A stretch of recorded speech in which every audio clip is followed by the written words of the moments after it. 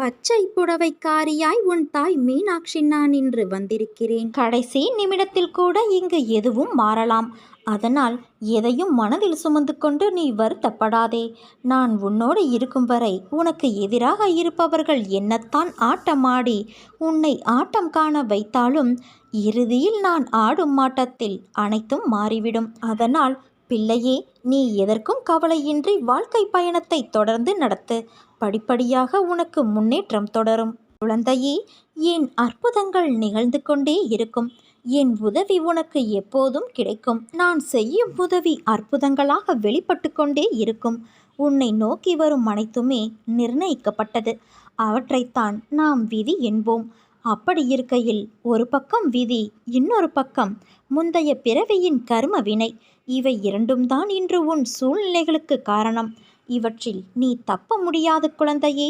ஆனால் உன் வசத்தை நான் கைப்பற்றி உனக்கான அனைத்து இக்கட்டுகளிலிருந்தும் உன்னை காப்பேன். ஒரு மனிதன் வாழ்க்கையில் ஜெயிக்க 2 பேரிடம் முட்டி மோதி சண்டையிட வேண்டும்.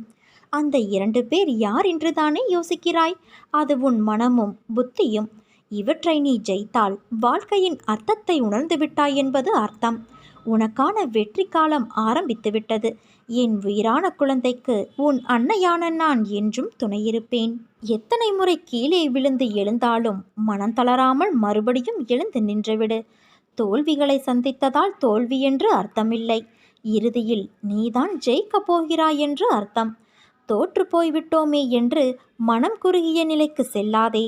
வாழும் வாழ்க்கையில் வெற்றி தோல்விகள் வந்து போவது சகஜம்.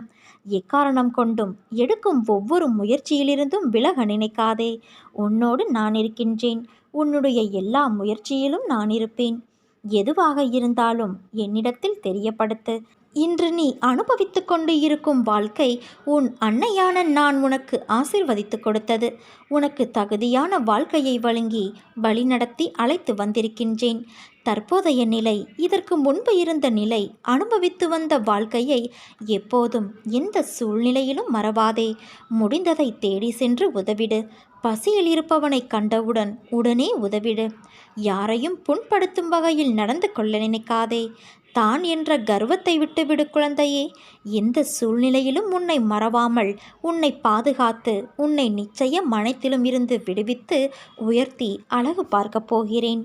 உன் மனதில் அவ்வப்போது தோன்றும் வெறுப்பு, கவலைகளுக்கு இடம் கொடுக்காதே. எதுவானாலும் என் அன்னையின் அருளால் மாறப்போகிறது. நான் ஏன் இந்த எண்ணத்தில் இருக்க வேண்டும் என்று அவைகளை வெளியேற்று. இல்லாவிட்டால் அவைகள் மெல்ல மெல்ல உன் மனதை ஆக்கிரமித்து நீ சாதாரணமாக செய்ய வேண்டிய வேலைக்கு கூட பல மடங்கு சக்தியை செலவழிக்கக்கூடிய நிலைக்கு உன்னை கொண்டு வந்துவிடும். மாற்றம் ஒன்றே மாறாதது. எண்ணங்கள் நேர்மறையாக இருக்கும் வரை எப்படிப்பட்ட சூழலையும் உன்னால் சமாளித்து செல்ல முடியும். இதை நீ பலமுறை உணர்ந்திருப்பாய். நான் உன்னோடு இருக்கும் வரை தைரியமாக நீ முன்னேற வேண்டும். உன் வாழ்வில் நடப்பவையெல்லாம் நல்லதொரு மாற்றத்திற்கே என்று உணர வேண்டும் குழந்தையே. நம்பிக்கையோடு இரு, நல்லதே நடக்கும். என் பிள்ளையே, ஒவ்வொரு முறையும் உன் மனம் மலை போல உனக்கு காண்பிக்கும் பிரச்சனைகளை நான் பனி போல உனக்கு விளக்கி இருக்கிறேன். இப்போதும் அது நடந்துள்ளது. உன்னால் அதை உணர முடிகிறதா? எதையும் நினைத்து பயப்படாதே. எது வந்தாலும் அதை சமாளிக்கும் சக்தி உனக்குள் உண்டு. உன் எண்ணத்தில் தேவையற்ற விஷயங்கள் சேராமல் தூய்மையாக இருக்கும்போது உன்னால் நிச்சயம் வெற்றி பெற முடியும். உன் எண்ணத்தில் தீமைகள் கலக்காமல் பார்த்து கொள்ளத்தான் உனக்கு தினமும் பூஜைகள் தேவையான ஒன்றாகிறது. வழிபட வழிபட வளர்ச்சி நிச்சயமாக வரும் என் குழந்தையே.